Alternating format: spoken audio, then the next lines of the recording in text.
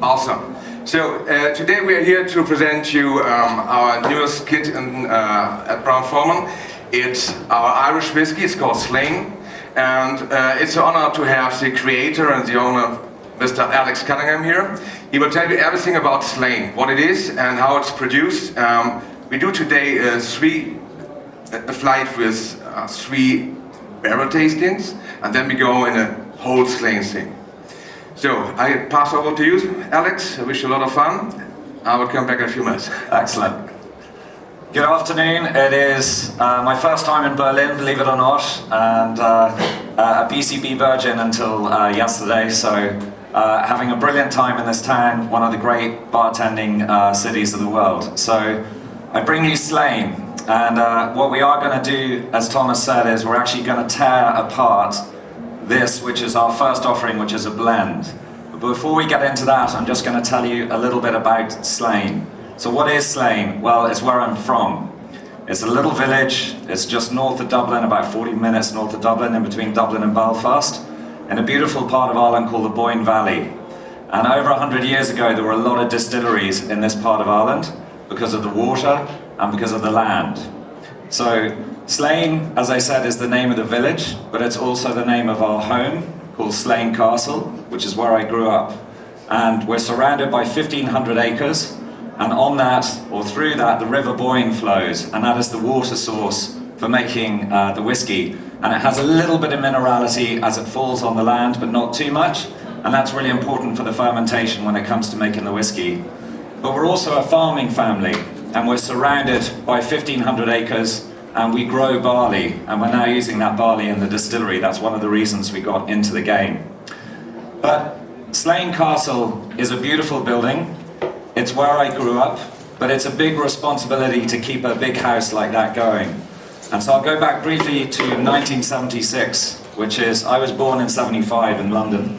My father was in his 20s, and Ireland in the late 1970s and early 80s was not really in a good place. We had the troubles going on. Politically, things were very difficult and financially very challenging. So my dad got a call from his father late one night saying, "Son, either I have to sell Slane Castle or you've got to come home and make a plan."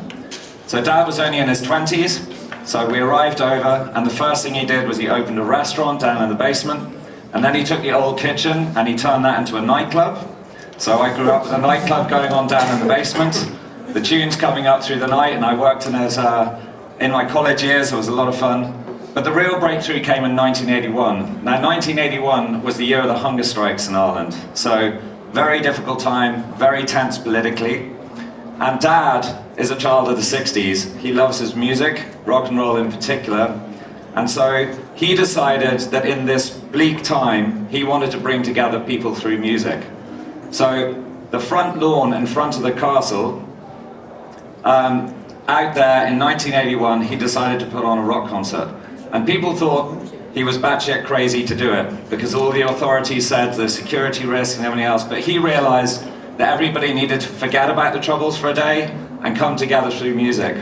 So he got a band called Thin Lizzy to headline the very first show. And then also on the bill was a little known band at the time called U2. And they were just starting out their career. And I was 6 years old. I vaguely remember the show, the people pouring in through the gates, and there was about 18,000 people came together. And that day changed the future of my family and ultimately led us to the whiskey. So U2 were on the first show. They then formed, I guess, a friendship with Dad, and a few years later they lived with us in the castle, Slane Castle, and they recorded an album, which is a great album called The Unforgettable Fire, in the dining room. And I remember they had all of their recording equipment set up, and they would play until very late at night. And of course, being musicians, that would go on pretty late, probably with a few drinks, and then eventually everything would be calibrated for the next day's recording.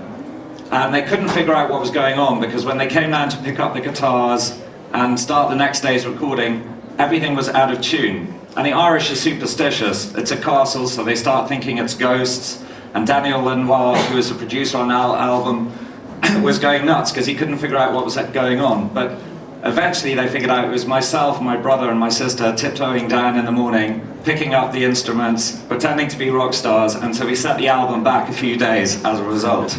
Got into a bit of trouble for that one. So that was 1981. Now, because of the Troubles, no big acts had really come to Ireland because it was perceived a risky place to play. Now, Dad knew that if he was going to cement Slane's reputation as a leading concert venue, he needed a big international act. And so in 1982, he convinced Mick Jagger to come and have a look at Slane. And he had met Mick previously because my grandfather rang him up and said, I've got some musician coming over to dinner, Henry, I need you to come home. I don't really know how to talk to this guy. I think his name is Michael Jogger. And Dad was like, do you fucking mean Mick Jagger? And anyway, they met, they became friends at that, and he persuaded Mick to bring the Stones in '82. And this time it wasn't 18,000 people, it was well over 80,000 people. And Slane, now that is what we take 80,000 people, but that show in 1982 was the biggest rock concert that Ireland ever had up until that time.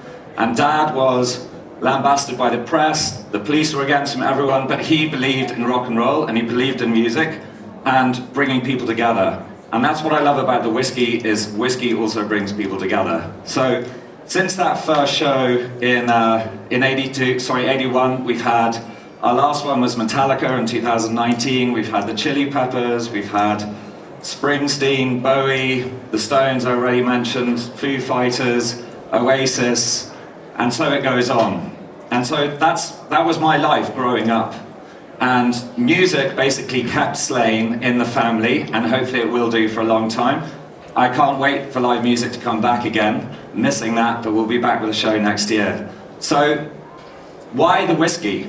Well, it was around 2008, and live music at that time was starting to look a little bit shaky, because everyone got the smartphones, and we didn't know whether people were going to be watching holograms of Hendrix in their front room. And if people stopped going to concerts, we were screwed. That was our main source of income.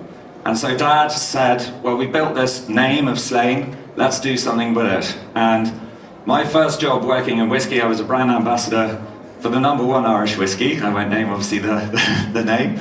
Back in 1999, and I learned a little bit about selling whiskey, plenty about drinking whiskey, still working on that one.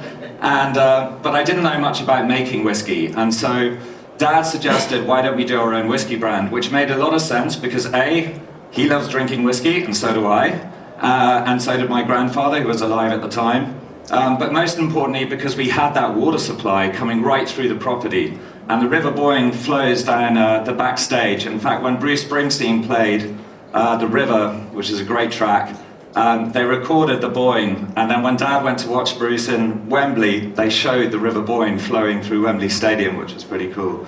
But so it made sense because we had the water supply, but also we have the farmland. And my family's been growing barley in Slane for a couple of 100 years now, and we produce really, really good quality malting barley, but also straight barley. So we had the raw materials, and then next to the castle, we had a beautiful collection of buildings, which are the old stable yards. And that has now become the home for the distillery. So building a distillery, if any of you have tried to do that, is no easy task. And the vision for the distillery was to try and make a traditional distillery, but innovation in terms of how we approached doing it. So the buildings date from the 1750s. You can go onto slaneirishwhiskey.com, there's some stunning pictures on there if you want to learn more. But building a distillery was something I had to get a lot of help. So I traveled around the world, I went to distilleries in Ireland, in Scotland, America, I asked a lot of questions. No such thing as a stupid question. And I designed a distillery with my team that is really very traditional in terms of we have 3 copper pot stills. I believe in using 100% copper, not like hybrid stills. We have timber wash bags for fermentation because I believe that making whiskey you should be working with nature, not against it. So stainless steel is great for sanitation, but it doesn't do much for character because in between the staves in the wooden fermenters you will get other life living there that will feed on the sugars, and those notes add to the character of the whiskey. We also have 6 column stills. So we're very unusual. You go to Scotland, you normally have a grain distillery or a malt distillery. We have both pot stills and columns, which allows us to make 3 different styles of Irish whiskey. Single pot still, which uses malted and unmalted, triple distilled malt, and also grain whiskey. And all of those whiskies are maturing at the moment. So our distillery got up and running in 2018, and that wouldn't have happened without the partnership of a very important company to us, Brown-Forman. Now, myself and Dad took a huge risk with the distillery because we funded the entire design, we commissioned the architects, we even had to pay the deposit on the stills, and we did that all off our own back, and we were in the hole sort of financially for quite a bit, but we knew we needed a partner. And I was very lucky to have lunch with a guy called Garvin Brown, who was the ex-chairman of Brown-Forman. And myself and Dad knew that we needed a partner to take Slane to the next level. And I had this lunch with Garvin, and they wanted to get into the Irish whiskey space, and I had a project that was ready to go. But actually what we spent most of the lunch talking about was what it means to be a family business. My family's been in Slane since 1703. So if we were going to allow another company to come right next to our family home, we needed to trust them. And that trust was based on the fact of thinking about the next generation and beyond, which is what we have to do at Slane. And Brown-Forman think the same way. So it was really just a meeting of minds, and I hope that Slane, future generations of my family will hopefully say thanks for what we set up. But it was a meeting of 2 families, and that's really important for our ethos.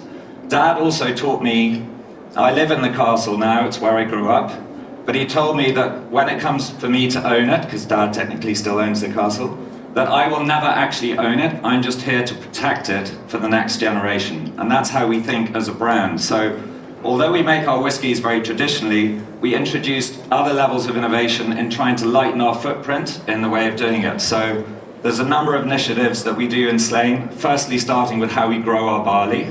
So barley is quite a greedy crop on the soil. So what we do is we grow crop rotations to reduce basically the take on the land. So we grow green manures and other things to naturally put organic matter back into the soil. We plant wild bird covers around the edges of the field to promote the biodiversity. And this year, thanks to the sponsorship of Slane Distillery, we planted 14,000 trees in a new native oak woodland, which one day might even provide some oak for casks. I'll be long gone by that stage. So these are some of the initiatives we do to basically reduce our carbon footprint. We take the waste products as well from our distillation, and we've installed an anaerobic digester at the distillery. We haven't commissioned it yet because we need to get production up to a certain level, but that will take our waste products from the distillation, it'll create biogas, and we can use that biogas to heat the stills, and that'll drop our carbon footprint by about 30% once that happens. And we also harvest rainwater, you get plenty of that in Ireland, and we can use that in the processed water as well. So it's about trying to make good traditional whiskey, but do it responsibly as much as we can. So we started distilling in 2018.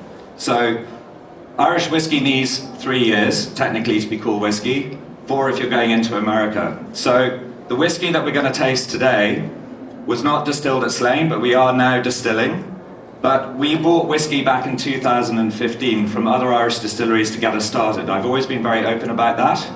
We could have just we bought malt whiskey and grain whiskey. It was all in American barrels. Most Irish is matured in American barrels because they're available. We could have just blended that together and put it out to market, put it in a nice pretty bottle, but we decided not to. We wanted to add our own stamp to it and our own flavour profile. So we disgorged that whiskey and we put it into 3 separate barrels at the same time, and then we blended it together.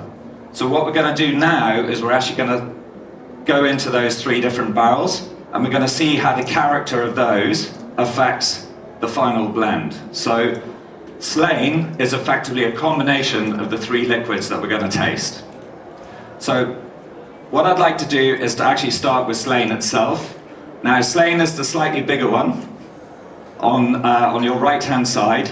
It's So on your far right, you've got the one with more liquid in it, which is the Slane, okay? So what I'd like you to then do, you can taste it if you want, but you're going to take your virgin cask, which is the one on the left. So you've got the one on the right and the one on the left. And I'd like you to just nose the difference between them. Now, Slane has a nice, sweet, aromatic nose on it. And a lot of it comes from this first cask, which is a virgin American white oak barrel. Now, one of the great things of being tied to Brown-Forman is that they're the only whiskey company in the world that has their own cooperages. They've got 2 in America, and that allows us to get access to their barrels.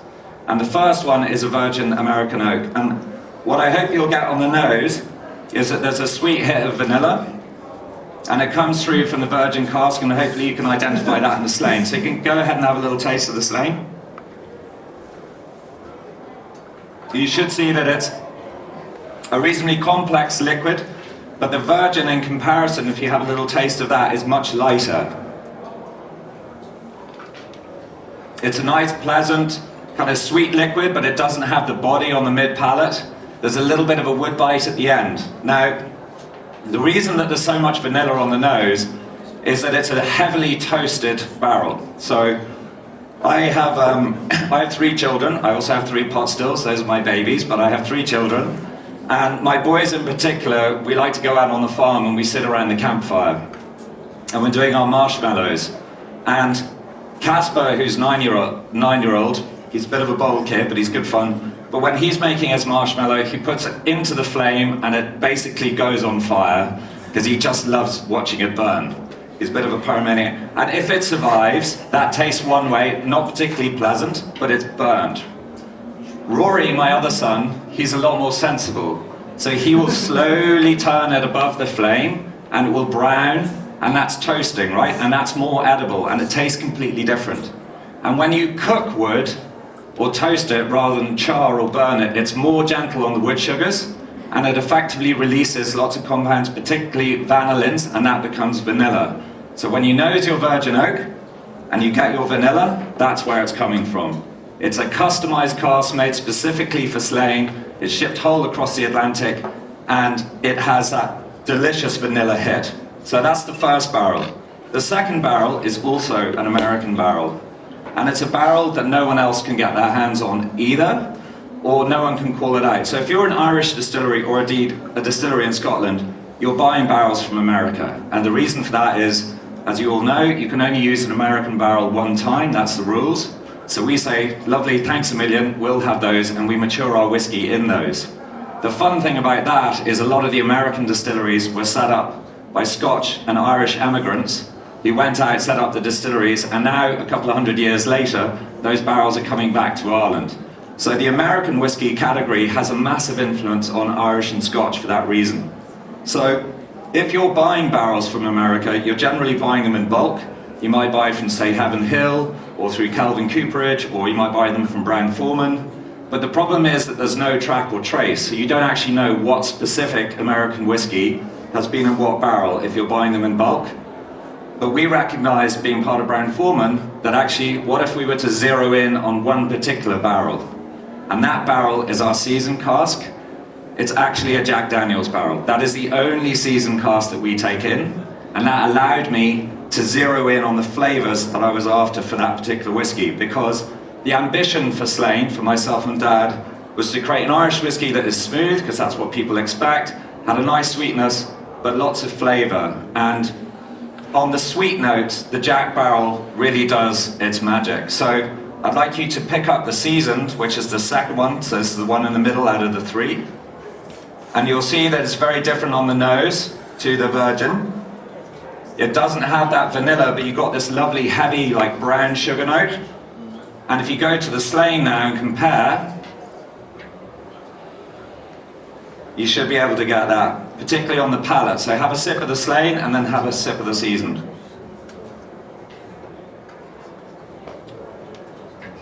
So for me, it's the texture. It's that mid-palate viscosity that comes from the Jack barrel, but that lovely Demerara sugar note.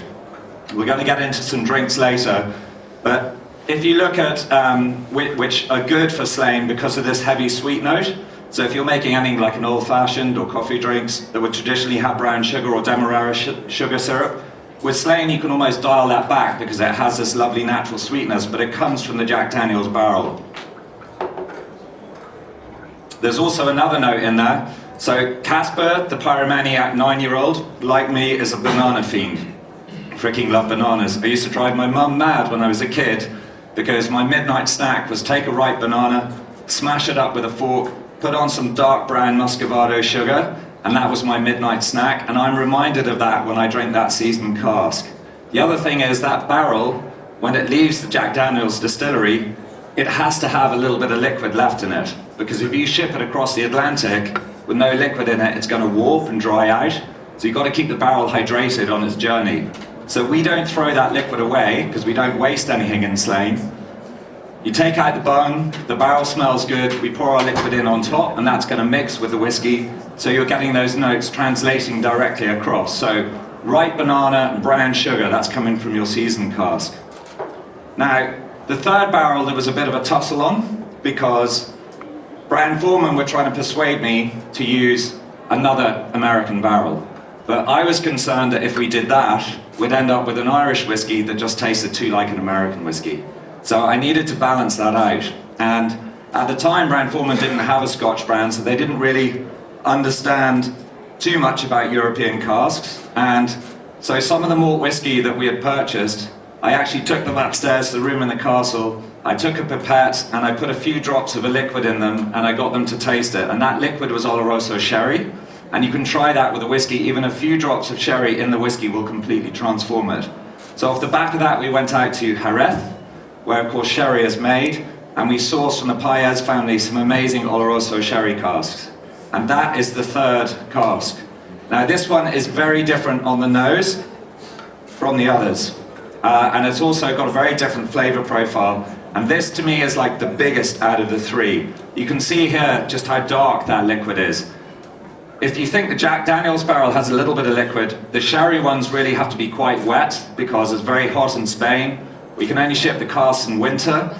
And again, that liquid, when it arrives in Slane, if there's a few litres in there, we don't throw that away. We'll just pour the whiskey in on top, and all of that lovely liquid is going to mix, and it makes a massive difference. So for me, what it adds on the nose is you're getting into fruit cake. So home we would say like Christmas cake, raisins, sultanas. It's just this delicious dry fruit note, and a little bit of spice on the finish. So have a sip of this one and see what you think. So it's quite different on the nose. There's a little bit of heat in that liquid and a lovely kind of lingering brown or baking spice note on the finish. So three very different whiskies blended into one. Now what's unusual about Slane is that, as I said, we do this separately. We're not taking the same batch of whiskey and moving it through 1, 2, 3, because it's a little bit like mixing music. If you imagine at your sound desk, if you do them separately, you can dial up or dial down the flavor impact of each barrel. So by doing it separately, we had so much more control. So it's a bit like mixing a track. You can play with the notes. And ultimately, we made hundreds of different blends before we decided on the right proportion. It's not a third, a third, a third. I can tell you that much. But if, for example, you had used too much of the sherry, you would have ended up with a whiskey that was like too big and a little bit sort of overpowering. It's also the most expensive out of the three, so I wanted Slane to be what I would call a session whiskey. And by that I mean Slane is a liquid that you can open, you can drink it any way you want to, you can share it with your friends, and it's not going to break the bank. So smooth, full flavoured, affordable. And it's about, I suppose if you had to sum it up, I would see Slane as being Irish whiskey amplified, where we just turn up the flavour. So three very, very different whiskies, which ultimately are blended into one. So that's the Slane deconstructed. So I hope that was a bit of fun just to tear it apart. I hope what it demonstrates is the skill of Garode, who's our head distiller, and the blending team to try and get the balance between these three different flavours. And in your Slane at the end, you'll hopefully get all of that. So last little sip of Slane, you're going to get the vanilla coming from the virgin. You'll still get that brown sugar note coming from the seasoned, and then when you go into the taste, now I'm really getting that banana note coming from the seasoned. It's kind of brought all of those things out. And then the sherry delivers the dried fruit and a little bit of baking spice at the finish. So I hope you've enjoyed that tasting. Slane is designed to be big enough to stand up to other flavours. It's good for mixing, and Thomas is going to take us through now a couple of drinks that bring in one particular element that has a long history with Irish whiskey, which is coffee. Coffee is also all about flavour, and this is why it's a good fit for Slane. So thanks very much for listening. I hope you've enjoyed that talk. If anyone comes to Ireland, we're only 30 minutes from Dublin Airport. So you can see a castle, you can see a distillery. If you come at the right time, you might also get a concert. So thanks very much.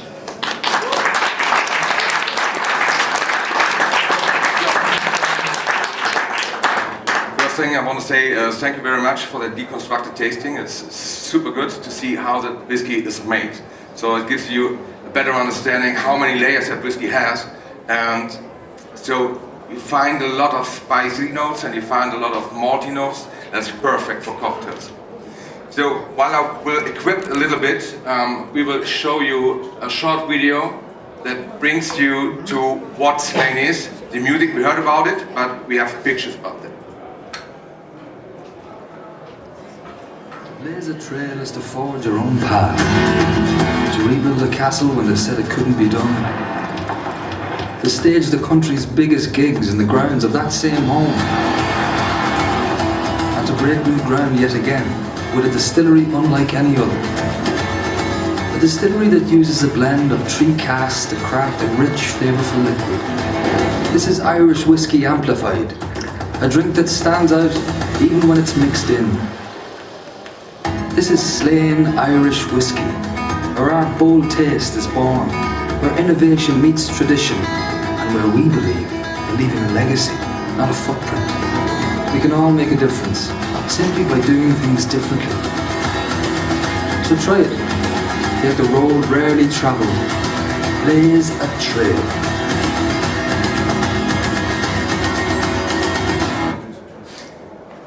So the hair's got a bit longer and a bit greyer since that was done. That's what trying to build a whiskey distillery does to you. But yeah, if you're ever in Ireland, please come and see the distillery. It's a fun one to visit.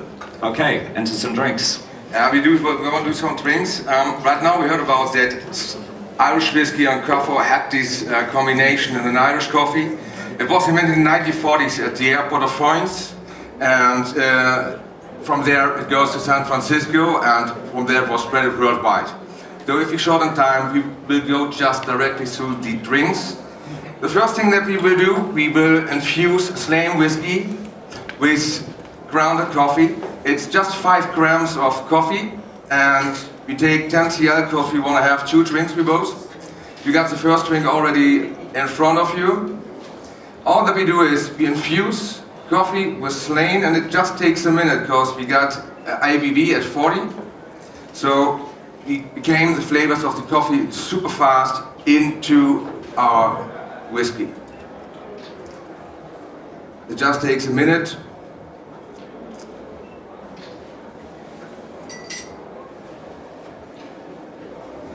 So the good thing at that point is, if we infusing that, we got bitter notes from the coffee, we got the bitter notes also from the tonic, and now we have 2 screws that we can a little bit turn on. So we can play with the coffee, we can use a not roasted coffee, we can also use a really dark roasted coffee. So, and on the other hand, we have the tonic that we can play with, that I right now need, would be nice. And so you can do in a really, really simple way, a really awesome drink that's easy to make in every bar, because you don't need a coffee machine for that.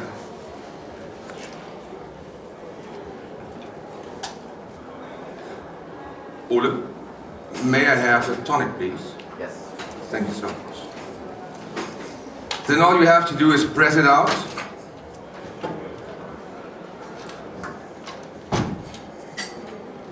It's your gym workout for the morning. Yeah, definitely. It's the best coffee in the morning. Yeah. Brings you a mood that you need for a rough Monday, right? Yeah, absolutely. Especially when you've been popping around bars all night in Berlin. That would never happen. No. It definitely makes coffee better. Good way to start the day. Yeah. What I like at that drink is you got that maltiness from the Irish whiskey that we have here, and also the bitterness that brings the coffee in. That's really matching good. Yeah, it's like that Verve track, Bittersweet Symphony. It does, it comes together beautifully. That was a great Slane gig, the Verve one. The last one, if I'm not mistaken. The last one was Metallica. No, the last one from the Verve was at Slane Castle. Yes, you're right. It was. there. Yeah, good knowledge. It was a brilliant gig. A great band. So you got the drink on the table. First impressions, do you like it? Is it a matching team?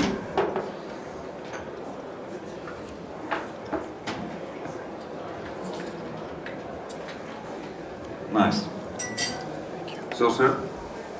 Don't mind if I do. Let's launch everyone. Good to see you. Here's to a good BCB. Yes. Cheers. Oh, I really like that one. The combination of two bitters and the Irish whiskey makes a really, really nice drink. People don't think of putting tonic with whiskey very often, but the sweet notes and the kind of tartness of the tonic, I find it works very well. Absolutely. So, the next drink that we will serve you is a twist on the Manhattan, because Manhattan is a classic drink for whiskey. So we got the rye whiskey normally in the Manhattan, so we got the Rob Roy that is made with Scotch, but there is no, also we're talking about a rye, an Irish Manhattan, so we twist it a little bit more. So Manhattan is always whiskey, vermouth and some bitters. So we play the game with the coffee together. So we start, instead of bitters, we start with a few coffee beans. Then we go in with Slane. And because we use Spanish barrels, so these nice cherry cask, I decided we take today a Spanish vermouth from Gonzalez Beers that hits very well to the Irish whiskey. And because I wanted not to do too much citrus on the top, I know you can zest it on the top, but I decided to do also another agent that's a little bit bitter. So we took a small amount. We got the next one. Oh. I'll let you do that. Yo, there it is, sorry. So we go in here with a little bit of Amaro from Italy that brings the light citrus notes on top.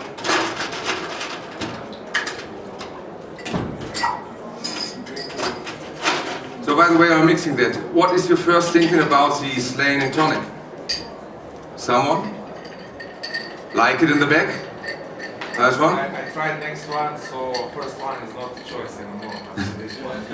Okay, you're up to the Manhattan.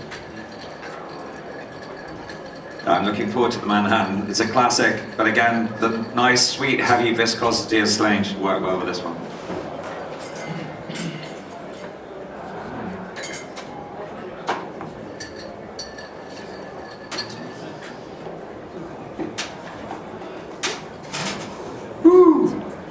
Another thing that we're missing. Strainer. A strainer. Sorry for that. Or maybe have a strainer, please. So, you see that we had a few drinks yesterday. It's BCB. So sometimes you forget something. But the good thing about the next thing is you can stay it, because the Slane is powerful enough that you can get a little bit more dilution. That's not the problem. So you got the drink in front of you. You can get the nose in. What do you think about that? Also okay? Someone dislike it? Manhattan's great? Good. Okay. If someone was dislike it, there's a door, right?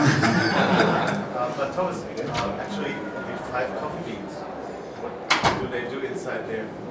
But do they do inside there? Because Manhattan is always a whiskey with a vermouth and a bitter. So we don't want to use another bitter here, like Angostura or something like that. So I think about it, coffee is also bitter. Yeah, right. How many times you would give it to... It extracts the syrup very fast. I think it's about a minute or 30 seconds. Coffee beans, you want to just have a slightly coffee note on that drink. You don't want to have overpowered it.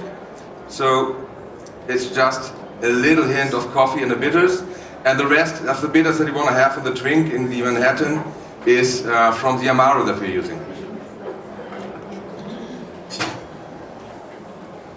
So, after the Manhattan Man.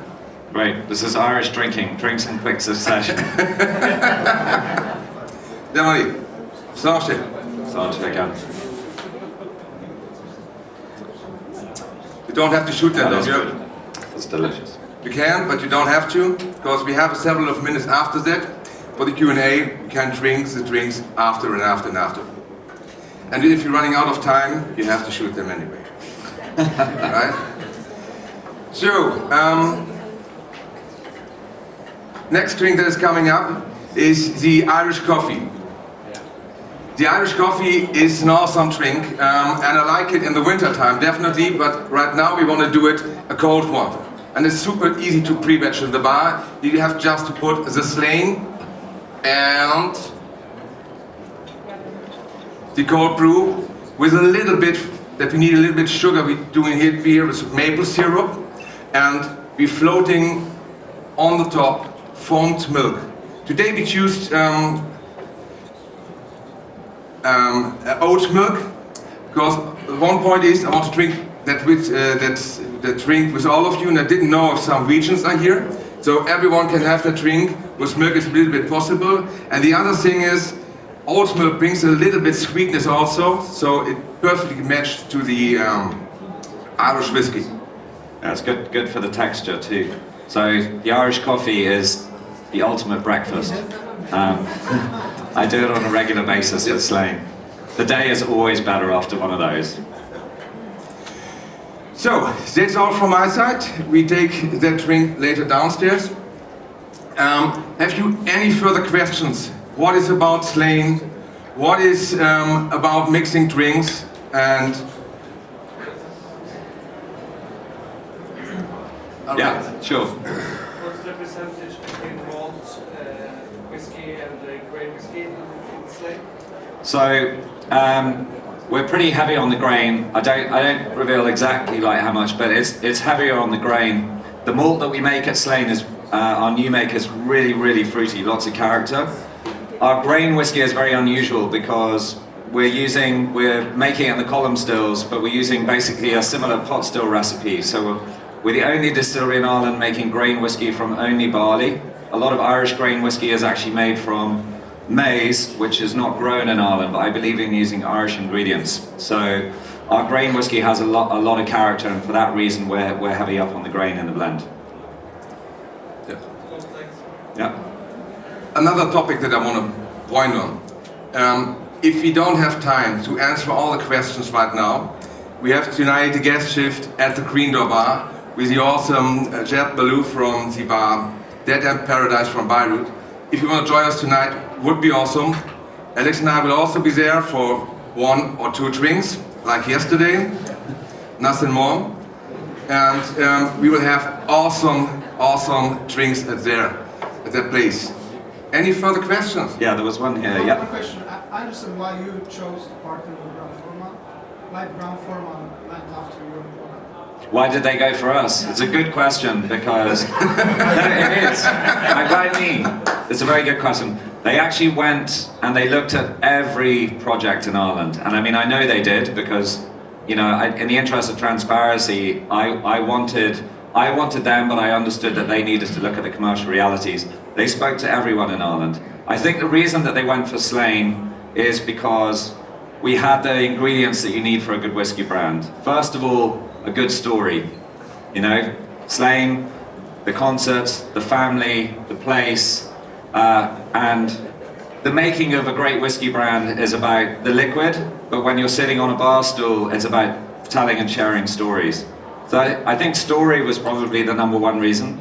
And then secondly, because we have the raw materials. So the fact we're the only distillery that would have access to 1,500 acres where we can grow that much of our own barley, and that almost makes us like a vineyard. And I think they were intrigued by that. And then I think the association with music is something different as well. Whiskey and rock and roll go well together, and that's one of the reasons we started the brand. So, yeah. But they did that due diligence on us, as they would, and it all came down to people. Like I can't do my due diligence on Brown-Forman. The financials obviously check out, but it was about the people. That's why myself and Dad agreed to do it. Cool, thank you.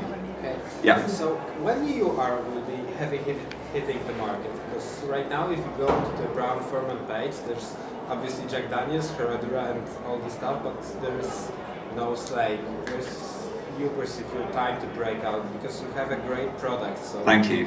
yeah. Well, this is it. It's just arrived. It arrived in Germany today, so this is the launch. this is the launch, and now hopefully it'll be available everywhere, and you'll be able to get it. But yeah, we're new as of today. Yeah. Did that answer your question? Yeah. Cool. Anyone else? All good? Okay. Well, listen, I'll be in the bar tonight. I'll be propping up the bar. I'll be doing, as we say, shots and stories. So if you want a shot of Slane and another story, you know where to find me. So have a great BCB. Thank you for taking the time to listen to us today.